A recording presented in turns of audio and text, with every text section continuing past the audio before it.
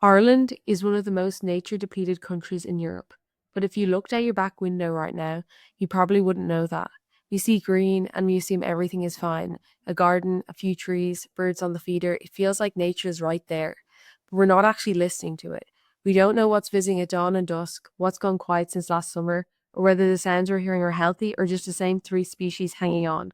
We've lost the connection, not to some far off rainforest, but to the 10 meters outside our own door. Domestic Soundscapes is a garden listening device. It sits outside and is powered by a small solar panel. It records the sounds of your gardens at dawn and dusk, the two moments when biodiversity is at its most active. Setting it up takes a few minutes. You download the app, pair it with your device, connect it to your Wi Fi, and place it somewhere sheltered with the microphone facing your garden. From there, the device does the work.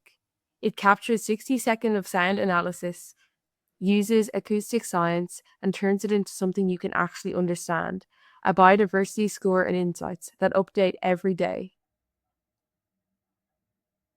A few days in, you'll get your first alert. Your score is low, and honestly, that's not easy to hear about your own garden. But Domestic Soundscapes doesn't just tell you there's a problem, it tells you what to do about it. The app gives you small, practical actions based on what your garden actually needs, not generic advice. Things match to your location, local species, and your season. Maybe it's leaving a patch of grass to grow, maybe it's planting wildflowers, maybe it's not mowing for a few weeks. And over time, because of your actions, your score improves.